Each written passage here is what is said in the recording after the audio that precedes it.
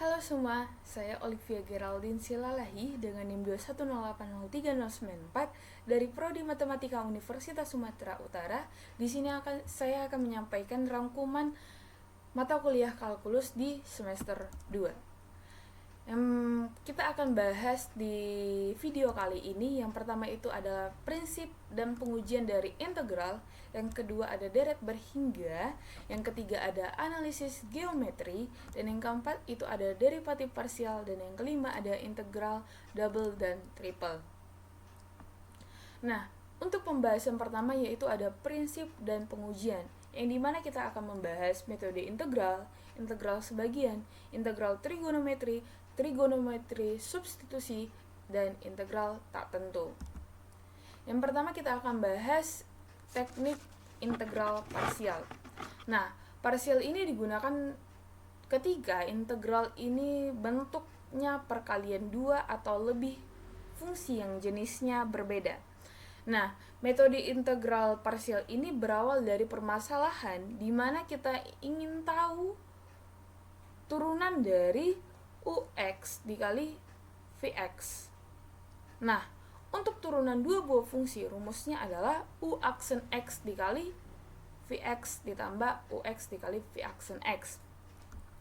Nah, dengan demikian kita dapat UX dikali VX sama dengan integral U aksen X dikali VX ditambah UX dikali V aksen X. Nah, kita integralkan lah. Kita dapat U dikali V sama dengan integral U aksen dikali V dx ditambah integral U dikali V aksen dx. Kita pindah ruaskan integral ini ke depan, yaitu integral U dikali V aksen dx sama dengan U dikali V dikurang integral U aksen dikali V dx. Perlu kita ketahui bahwa V aksen X itu adalah turunan dari V. Nah, untuk itu kita dapat V aksen X yaitu dV per dx. Kita dapatlah V aksen X dx sama dengan dV. Begitu juga dengan U aksen X sama dengan du per dx. Kita dapatlah U aksen X dx sama dengan du. Maka dengan demikian kita mendapatkan rumus integral parsial, yaitu integral U dikali dV sama dengan U dikali V dikurang integral V dikali du. Selanjutnya kita akan membahas integral substitusi. Nah, teknik memecahkan soal integral yaitu dengan teknik substitusi atau sering kita kenal dengan integral dengan metode pemisalan. Nah, integral substitusi ini seringkali kita gunakan ketika menyelesaikan bentuk-bentuk integral dengan fungsi yang memiliki pangkat yang besar, kemudian integral dengan fungsi akar. Selain itu juga digunakan untuk menyelesaikan integral trigonometri di mana sudutnya itu bukan X. Di sini saya akan menjelaskan dengan satu contoh soal, yaitu integral X pangkat 3 ditambah X pangkat 5 dikali 3X kuadrat tambah 1 dx. Kita misalkan X pangkat 3 tambah X yaitu dengan U. Maka kita dapatlah turunan dari U yaitu 3x kuadrat tambah 1. Maka kita dapatlah du-nya 3x kuadrat tambah 1 dx. Maka kita substitusikan ke soal yang awal. Integral x pangkat 3 ditambah x pangkat 5 dikali 3x kuadrat tambah 1 dx itu sama dengan integral U pangkat 5 du. Kita substitusikan. Maka kita integralkanlah seperti biasa, yaitu 1/6 dikali U pangkat 6 ditambah C. Nah, di sini kita mendapat variabel U, sedangkan di soal kita adalah variabel X. Kita ganti variabel U ini ke variabel X dengan menggantikan pemisalan yang awal, yaitu 1/6 dikali X pangkat 3 tambah X pangkat 6 ditambah C. Selanjutnya adalah integral sebagian. Nah, integral sebagian ini adalah sebuah metode yang digunakan untuk menyelesaikan permasalahan integral yang terdiri dari dua buah fungsi. Nah, di sini saya akan menyajikan yaitu Y sama dengan U dikali V. Maka kita turunkanlah setiap sisinya, yaitu dy per dx sama dengan du kali v per dx sama dengan u dikali dv per dx ditambah v dikali du per dx. Kita pindah ruaskanlah ini ke depan, yaitu u dikali dv per dx sama dengan duv dikali dx dikurang v du per dx. Kita integralkanlah setiap ruas.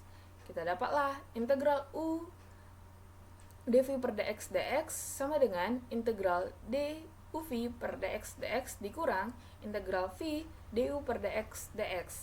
Kita sederhanakan menjadi integral u dv per dx sama dengan u dikali v dikurang integral v dikali du per dx.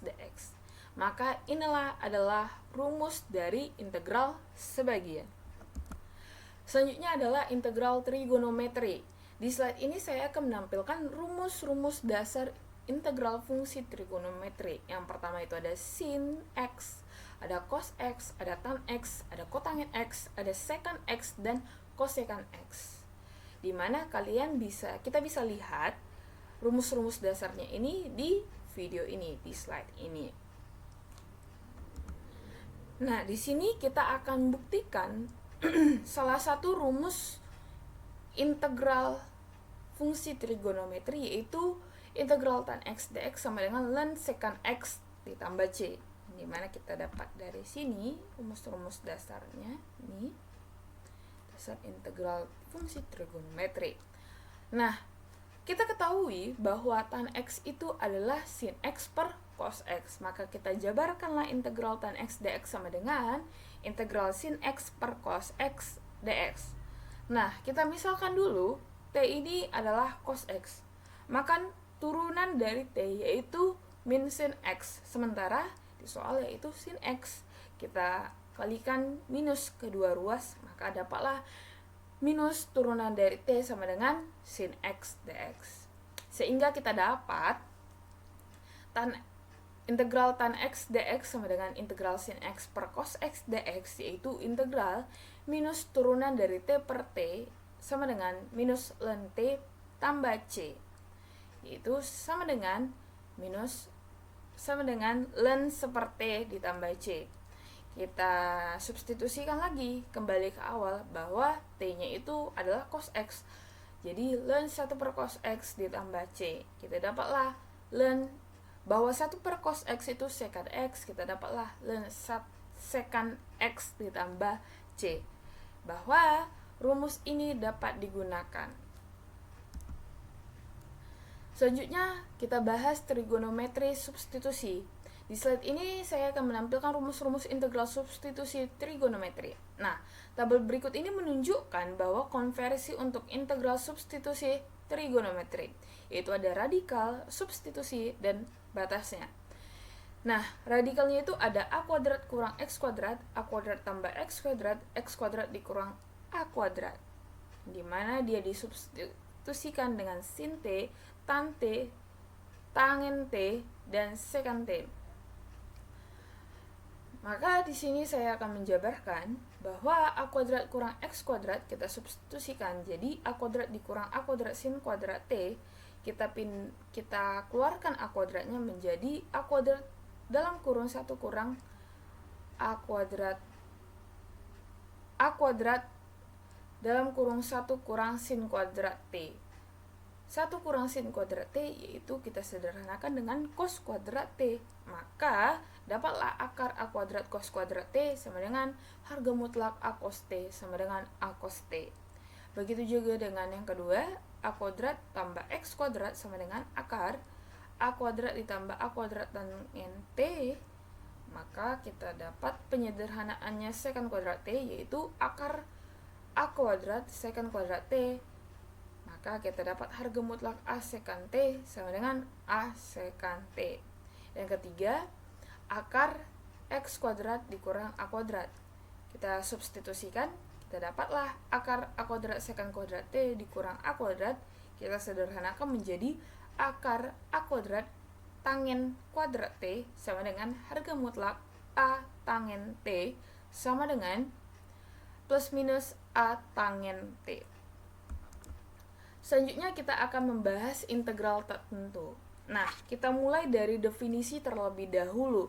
Nah, misalkan f besar adalah antiturunan fungsi f kecil pada suatu selang I, maka f besar aksen x sama dengan fx untuk setiap x pada suatu selang I.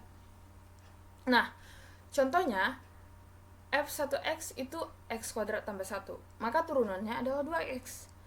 f2x yaitu x kuadrat kurang 3, turunannya adalah 2x. Nah, x kuadrat tambah 1 berarti bukan satu-satunya fungsi yang memiliki turunan 2x, sehingga bentuk antiturunan fx adalah fx ditambah c. Dinotasikan fx integral fx dx sama dengan fx ditambah c. Ini adalah integral terhadap dx. Selanjutnya kita akan membahas deret berhingga. Nah, deret berhingga di sini kita akan bahas deret berhingga, deret Taylor, dan deret Maclaurin. Yang pertama kita akan bahas deret berhingga terlebih dahulu.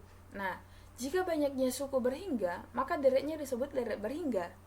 Hasil jumlah suatu deret berhingga yang terdiri dari n suku biasanya dituliskan dengan simbol Sn, yakni Sn itu sama dengan penjumlahan dari setiap suku, yaitu A1 ditambah A2 ditambah A3 ditambah A4 sampai seterusnya sampai An. Selanjutnya kita akan bahas deret Taylor dan Maclaurin. Di sini ada syarat, misalkan fx bisa dituliskan sebagai deret pangkat, yang dimana sigma an dikali x kurang a pangkat n dari n sama dengan 0 sampai n sama dengan tak hingga, maka an-nya haruslah tertentu. Maka kita jabarkanlah fx-nya ini. Kita jabarkan, kita dapatlah a0 ditambah a1 dikali x kurang a ditambah a2 dikali x kurang a kuadrat ditambah a3 dikali x kurang a pangkat 3 dan seterusnya. Jika fa, maka di sini adalah 0. A dikurang a 0. Maka hasil yang di sini 0. Kita dapatlah fa ini sama dengan a0. Jadi a0 itu sama dengan fa per 0 faktorial atau fa per 1. Kita turunkanlah fx-nya ini. Kita dapatlah A1 ditambah 2A2 dikali X kurang A ditambah 3A3 dikali X kurang A kuadrat ditambah 4A4 dikali X kurang A pangkat 3 ditambah seterusnya. Maka F aksen A itu sama dengan A1. Maka A1 sama dengan F aksen A per 1 faktorial.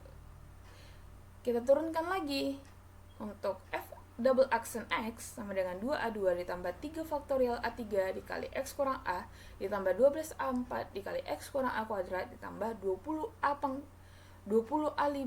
dikali X kurang A pangkat 3. Maka F double aksen A itu kita dapat 2A2. Maka A2 sama dengan F double aksen A per 2 faktorial. Begitu juga dengan F triple aksen A. Yaitu kita dapat 3 faktorial A3. Maka kita dapatlah A3-nya ini F triple A triple aksen A per 3 faktorial. Maka dari FA, F aksen A, F double aksen A, F triple aksen A kita dapat deret yang dimana dengan rumus AN sama dengan F pangkat N per N faktorial. Nah, untuk deret pangkat dalam X menuju A, untuk fx disebut deret Taylor bagi fx. Ketika A sama dengan 0, deret pangkat disebut deret Maclaurin bagi fx. Secara umum fungsi tidak harus sama dengan deret Taylor atau Maclaurin-nya. Maka fx-nya itu sama dengan e pangkat minus 1 per x kuadrat, x tidak sama dengan 0, dan 0, x tidak sama dengan 0. Maka fn 0-nya sama dengan 0 untuk setiap n, sehingga deret Maclaurin-nya 0 ditambah 0x ditambah 0x kuadrat ditambah 0x pangkat 3 ditambah seterusnya tidak sama dengan fx. Jadi dia tidak mesti x tidak sama dengan 0 dan x sama dengan 0. Selanjutnya kita akan membahas analisis geometri, yang dimana conic section dalam kalkulus. Nah, conic section, irisan kerucut adalah kurva yang terbentuk dari perpotongan antara sebuah kerucut dengan bidang datar. Nah, kurva irisan ini dapat berupa satu titik, satu garis lurus, dua garis lurus yang berpotongan, elips, lingkaran, parabola, dan hiperbola. Nah, irisan kerucut yang berupa elips atau lingkaran, parabola, dan hiperbola disebutlah konik. Nah, secara umum konik dapat diformulasikan sebagai berikut. Nah, konik adalah kumpulan semua titik P yang bersifat PF/PL sama dengan K, dengan K itu suatu konstanta. Kumpulan titik-titik ini terbentuk kurva di bidang. Nah, yang pertama itu ada elips. Dengan koniknya itu K lebih besar dari 0, K lebih kecil dari 1. Dimana x kuadrat A kuadrat ditambah Y kuadrat B kuadrat sama dengan 1. Bila A-nya sama dengan B, maka persamaan ini disebut lingkaran. Bila A6 sama dengan B, maka persamaan ini disebut elips. Yang kedua itu ada parabola. Dengan koniknya itu K sama dengan 1, yaitu Y sama dengan AX kuadrat ditambah BX ditambah C. Dengan A, B, dan C konstanta. Selanjutnya hiperbola. Koniknya dengan K lebih besar dari 1, yaitu X kuadrat A kuadrat ditambah Y kuadrat B kuadrat sama dengan 1. Atau minus X kuadrat A kuadrat ditambah Y kuadrat B kuadrat sama dengan 1. Hiperbola memiliki sepasang garis asimptot miring, yaitu Y sama dengan BA dan Y sama dengan minus BA. Selanjutnya kita akan membahas derivatif parsial, yang dimana kita akan bahas fungsi dengan 3 variabel, limit kekontinuan, derivatif parsial, maksimum dan minimum, dan Lagrange multiple. Yang pertama kita akan membahas fungsi dengan 3 variabel. Nah, definisinya itu misalkan f suatu fungsi 3 variabel x, y, dan z.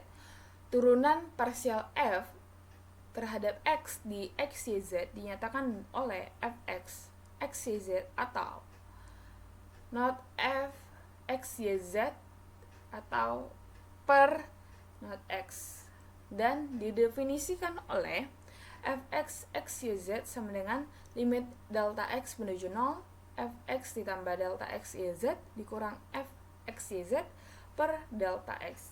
Dengan demikian, fx, x, y, z-nya dapat diperoleh dengan memperlakukan y dan z sebagai konstanta dan menurunkan f terhadap x. Nah, turunan parsial terhadap y dan z dilakukan dengan cara yang sama. Nah, selanjutnya turunan parsial seperti fxy dan fxyz yang melibatkan diferensiasi terhadap lebih dari satu variabel disebut turunan parsial campuran. Selanjutnya kita akan bahas limit dan kekontinuan. Nah, fx dikatakan kontinu di x sama dengan a jika memenuhi fa-nya ada. Yang kedua, limit x menuju a fx ada. Yang ketiga, limit x menuju a fx sama dengan fa ada juga. Di sini saya menampilkan grafik pertama, grafik kedua, dan grafik ketiga. Nah, grafik pertama ini fa-nya tidak ada, maka fx ini tidak dikatakan kontinu.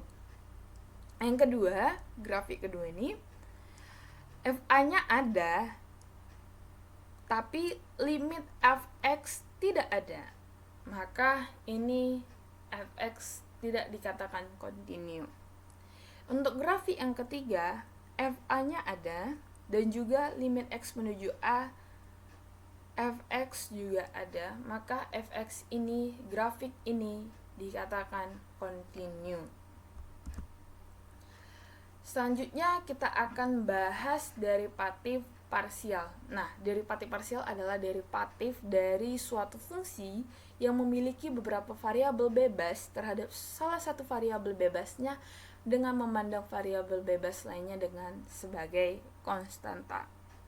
Di sini saya bagi 4, yaitu ada derivatif parsial dari fxy terhadap x, derivatif parsial dari fx, y terhadap y, dan nilai derivatif parsial fx, y terhadap x pada titik x0, y0, dan nilai derivatif parsial fx, y terhadap y pada titik x0, y0. Untuk derivatif parsial dari fx, y terhadap x itu bisa disimbolkan, dilambangkan dengan turunan parsial f terhadap x atau fx, atau fx, x, y, atau turunan parsial f terhadap x dengan batas y. Begitu yang kedua, derivatif parsial dari fx, y terhadap y, yaitu turunan parsial f terhadap y atau fy, x, y, atau turunan parsial f terhadap y dengan batas x. Untuk nilai derivatif parsial fx, y terhadap x pada titik x0, y0, yaitu turunan parsial f terhadap x dengan batas x0, y0 atau fx, x0, y0. Begitu juga dengan nilai derivatif parsial fx, y terhadap y pada titik x0, y0, yaitu turunan parsial f terhadap y dengan batas x0, y0 atau fy, x0, y0. Selanjutnya kita akan membahas maksimum dan minimum, yang dimana P sama dengan x, y merupakan titik sembarang atau general, dan P0 sama dengan x0, y0 merupakan titik tetap tertentu. Nah, untuk yang pertama nilai maksimumnya itu f pada s jika fp0 lebih besar dari fp untuk semua p di S. Yang kedua, nilai minimum f pada S jika fp0 lebih kecil dari fp untuk semua p di S. Dan yang terakhir, nilai ekstrim untuk f pada S jika fp0 adalah suatu nilai maksimum global atau suatu nilai minimum global. Selanjutnya, Lagrange multiple. Metode untuk menentukan harga atau nilai maksimum atau minimum relatif dari suatu fungsi yang dibatasi oleh suatu fungsi atau constraint condition. Nah, misalkan nih, fungsi yang dicari maksimum atau minimum adalah f, x, y, z. Sedangkan fungsi kendala atau hambatan atau pembatas adalah P, X, Y, Z sama dengan 0. Nah, prosedur yang dilakukan adalah menyusun fungsi bantu yang dinyatakan sebagai berikut. G, X, Y, Z didefinisikan sebagai F, X, Y, Z ditambah lambda P dikali X, Y, Z. Nah, syarat perlu adanya harga nilai maksimum dan minimum adalah turunan parsial G terhadap X sama dengan 0, atau turunan parsial G terhadap Y sama dengan 0, dan juga turunan parsial G terhadap X terhadap Z sama dengan 0. Nah, dalam hal ini parameter lambda yang bebas dari X, Y, Z dinamakan Lagrange multiple. Selanjutnya kita akan bahas integral double dan triple, yang dimana kita akan bahas double dan triple integral, pusat dan massa sentroid, dan perubahan variabel dalam multiple integral. Nah, kita bahas dulu integral lipat 2. Nah, dalam suatu sub daerah, pilih satu titik yaitu PK, XK, YK, dan bentuklah jumlah. Nah, maka dari sini sigma F XK, YK delta X kali A dengan batas K sama dengan 1 sampai K sama dengan N itu sama dengan F dikali X1, Y1 dikali delta 1A tambah F dikali X2, Y2 kali A delta 2A tambah seterusnya sampai F dikali Xn, Yn delta N kali A. Maka kita dapatlah integral lipat 2 dari F atas daerah R di bidang XY sama dengan limit N menuju tak hingga dengan sigma F XK, YK delta K dikali A dengan batas K sama dengan 1 sampai K sama dengan N. Untuk integral lipat 3, yaitu integral lipat 3 atau integral lipat 3 dari f x y z dengan atas daerah R, di mana dv adalah diferensial elemen volume. Nah, dari suatu fungsi 3 variabel bebas terhadap daerah R, di mana fungsi bernilai tunggal dan kontinu, merupakan suatu pengembangan dari integral tunggal dan integral lipat 2. Nah, di sini ada integral lipat 3 dari f atas daerah R di bidang X, Y, Z turunan dari V sama dengan integral dV. Nah, dapat diartikan pengukuran volume dari daerah R. Selanjutnya kita bahas pusat massa. Nah, untuk menentukan lokasi titik pusat berat atau W digunakan teorema Varigon. Nah, teorema ini mengatakan bahwa momen dari resultan terhadap suatu titik atau sumbu harus sama dengan jumlah aljabar. Nah, dari momen berat masing-masing terhadap titik atau sumbu yang sama. Nah, jika plat mempunyai sumbu simetri, maka titik pusat berat akan terletak pada sumbu simetri tersebut.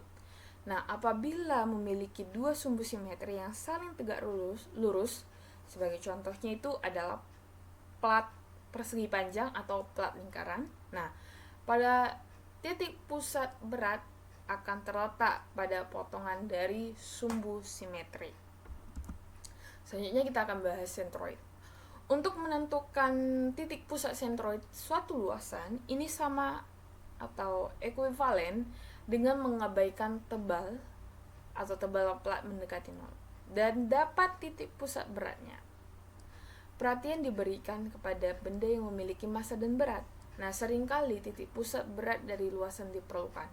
Nah, karena luasan tidak memiliki massa, sehingga tidak boleh mempunyai berat, atau secara teoritis tidak mempunyai titik pusat berat, maka titik pusat luas di dalam suatu luasan akan sama dengan titik pusat berat dari sebuah benda yang memiliki massa. Nah, umumnya disebut itu sentroid dari luasan.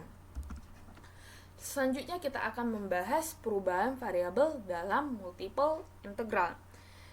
Di sini saya akan membahas dengan teorema, yaitu misalkan kita akan bahas dengan teorema berikut ini. Nah, misalkan G transformasi satu-satu dari R kuadrat ke R kuadrat yang memetakan daerah terbatas S di bidang UV dan ke daerah terbatas R di bidang XY. Nah, jika G dalam bentuk G U, V sama dengan X dikali U, V, Y dikali U, V, maka dapatlah integral lipat 2 dari F atas daerah R di bidang X, Y akan sama dengan integral lipat 2F atas daerah S di bidang UV, di mana integral F fungsi dari XY berubah menjadi fungsi dalam UV, dan diferensial dx dy berubah mutlak dari J U, V du dv, di mana J U, V disebut Jacobian adalah determinan dari matriks 2 kali 2 yang entry-entrynya adalah turunan parsial dari variabel X dan Y terhadap variabel U dan V. Sedangkan batas integral dari R bidang XY berubah menjadi S di bidang UV. Integral R di bidang XY berubah menjadi S di bidang UV, di mana matriksnya itu J U, V sama dengan turunan parsial X terhadap U, turunan parsial X terhadap V, turunan parsial Y terhadap U, turunan parsial Y terhadap V. Maka kita dapatlah turunan parsial X terhadap U dikali turunan parsial Y terhadap V dikurang turunan parsial X terhadap V dikali turunan parsial Y terhadap U. Nah, demikian video yang saya sajikan, saya jelaskan tentang kalkulus di semester 2 ini. Kiranya ada kata yang salah, saya mohon maaf. Terima kasih untuk perhatiannya.